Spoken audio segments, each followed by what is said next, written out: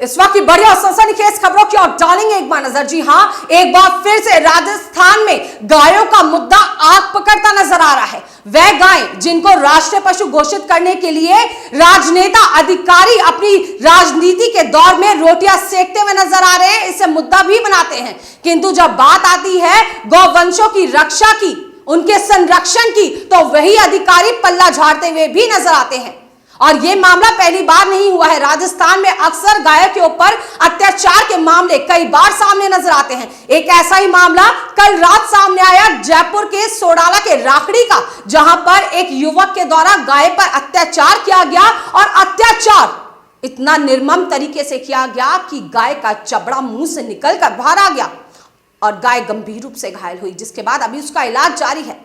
किंतु बड़ा सवाल यह है कि कहां है वो अधिकारी जो गायों के संरक्षण की बात करते हैं, राजनीति रोटियां सेकते हुए गाय को राष्ट्रीय पशु घोषित करने की मांग भी रखते हैं। जब कहां गए थे वे अधिकारी, जब आज से कुछ समय पहले उदयपुर का एक मामला सामने आया था, जहां पर काइंस हाउस के द्वारा 200 गायों को वन क्षेत्र में छोड़ दिया गया था, जहां पर पैंथर्स के द्वारा गायों को अपना निशाना बनाया गया था। 200 गाय मौत के घाट उतर चुकी थी।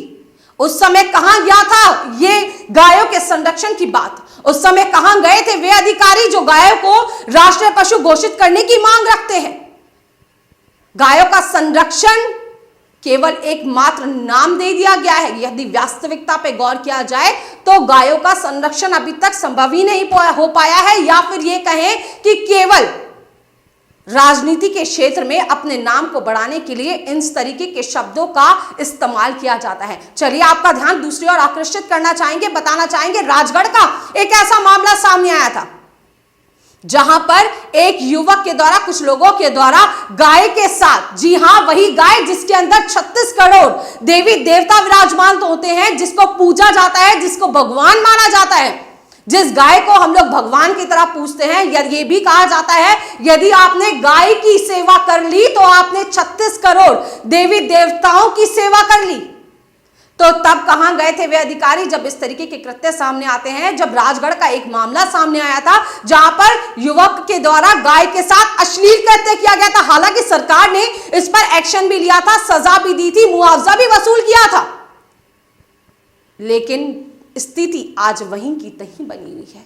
अब ऐसे मामले अक्सर सामने आते हैं। अब देखना यह है कि जो अभी सोडाला का जो मामला सामने आया है, उसके ऊपर अधिकारियों की क्या आगे कार्रवाई होगी, या फिर अधिकारी फिर से इस सियासी दौर में राजनीति के नाम पर रोटियां सेकते हुए नजर आएंगे। इसी कड़ी में आपको बता दें कि सोडाला के पार्षद जो हैं दशरथ सिंह शेखावत से हमारे संवाददाता, आवाज न्यूज के संवाददाता ने खास बातचीत की है, जिसमें प्रकाश डालेंगे। और साथ साथ ये भी बता देंगे कि जो गौवंशों के ऊपर जो अत्याचार जारी है, उदयपुर का मामला भी आवाज न्यूज के द्वारा सबसे पहले उठाया गया था, और जयपुर क्षेत्र का जो गौवंशों के ऊपर अत्याचार का जो ये मामला लेटेस्ट सामने आया, उसको भी आवाज न्यूज सबसे पहले प्रकाशित कर रहा है। दिखाते हैं आवाज न्यूज 24 की खास रिपोर्ट।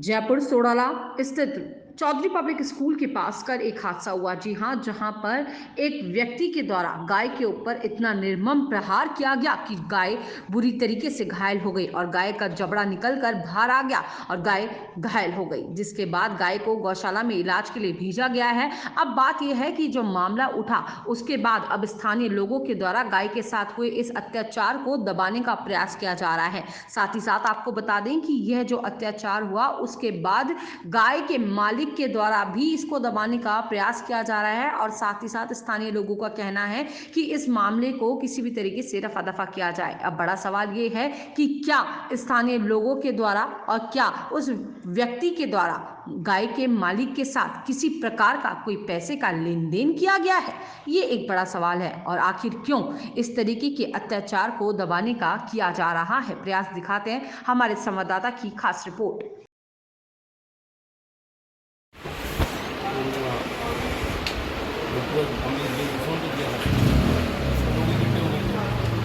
गाय की लगी पता नहीं किसने मारा गाय को, किस प्रकार से मारा, क्या जो घटना हुई वो किस प्रकार से हुई? गाय को कैसे मारा केवल ये भी पूरा क्लियर हो पाया। लेकिन यहाँ के क्षेत्रवासी ये कह रहे हैं कि गाय को जो है शरीर से मारा गया, और शरीर से मारने के बाद में गाय का जो जबड़ा है वो पूरा बाहर निकल चुका है। हमारे पास इसकी पूरी वीडियो है, सब कुछ हमने वहाँ तहकीकात भी की है, वहाँ खून भी है। और जो क्षेत्रवासी उनका ये कहना है कि उसी व्यक्ति ने जिसने हमला किया है गाय पे, उसने आज से 15 दिन पहले धमकी भी दी थी कि मैं गाय को जान से मार दूंगा, और उसके बाद में उसने जो है ये हमला कर दिया। अब मुझे जहाँ तक है, हम लोगों ने जिस प्रकार से वहाँ कवरेज की, तो कवरेज करने के बाद में हमें ऐसा लगा कि कहीं ना कहीं दोनों पार्टियों का आपस के अंदर जो है कोई ना कोई लेन देन या ऐसा कुछ हो गया जिससे इस मुद्दे को उठाया नहीं जा रहा। तो क्षेत्रीय पार्षद दशरथ सिंह जी शेखावत हमारे बीच में है अभी, हम इनसे पूरी जानकारी लेते हैं आखिर इस मुद्दे में पार्षद साहब का क्या रोल होगा, किस प्रकार से वहाँ की कार्रवाई कर पाएंगे। कल जैसे पता नहीं जो भी घटते हुए तो मैं वहाँ मौके पे गया और डॉक्टर बोला हमने खुद ने लोगों ने लग के, मेरे कार्यकर्ताओं ने, लोगों ने, सब लोगों ने लग के 4 साल सतपाल जी भी आ गए थे और वहाँ पे ला के, और इसको क्या लोग दूसरा रंग देना चाह रहे थे बात। तो उसके बाद क्या हुआ कि हमने गाय को भेज दिया, रात को प्रकरण जो भी दर्ज हो गया। उसके बाद भी सुबह दोनों पक्ष आते हैं यहाँ पे, दोनों पक्ष आगे गए और जो पक्ष गाय का ओनर था उन्होंने ये बोला कि साहब जो भी होगी बात होगी, हमारी गाय को इलाज करा दिया जाए, और इलाज करा के हिमोनिया, मैंने फ़ोन कर दिया कि हिमोनिया एक बार गाय की स्थिति कर दो, तो स्थिति गाय की स्थिति ठीक थी। तो मैंने बोला कि पहले गाय की स्थिति देख लेते क्या करें, उसके बाद में सारी स्थितियाँ क्लियर होगी। अब वो रहा, आपने बात किया कि सरिये से मारा, तो मेरे पास फुटेज आ गए हैं, फुटेज में कहीं भी सरिया वरिया नहीं है, एक लकड़ी का डंडा है। तो आप जो बता लो, आपके पास फुटेज है या मेरे पास फुटेज, उसमें हो सकता है अंतर हो, पर जो मेरे पास फुटेज है उसमें वो लकड़ी का डंडा आ रहा है उसके हाथ में। जो पर्टिकुलर व्यक्ति है वो भी यहीं रहते हैं। अब वो आसपास के कॉलोनी में निवासी, उन्होंने बताया कि वो इस तरह के व्यक्ति भी नहीं है, इंटेंशनली कुछ किया हो कि वो डेली गाय को चारा भी डालते हैं, वही गाय को चारा डालते हैं। यहाँ पे गाय, लोगों से दिक्कत ये है कि लोग गाय पाल तो लेते हैं और उसको क्या फिर लोग गाय छोड़ देते हैं। जैसे जी जिस प्रकार से मैं आपको इस वीडियो में दिखा रहा हूँ, आपको लगता है लकड़ी से वार करने, लकड़ी से वार करने के बाद में इतना छोटा सा जो है, नहीं, ये लकड़ी की डंडे की चोट नहीं हो सकती, चोट है भी नहीं लकड़ी की डंडे की। तो आपको क्या लगता है किससे चोट की गई है? ये जांच का विषय है, क्योंकि जहाँ वो उनके हाथ में लकड़ी आ रही है और ये इस तरह का लग रहा है कि धारदार हथियार से कुछ चीज़ें तो मारा गया है। जांच का विषय होने के बाद में फिर जिस प्रकार से आपने पुलिस को जानकारी दी, तो पुलिस का क्या रवैया रहा है? और सतपाल जी अगर यहाँ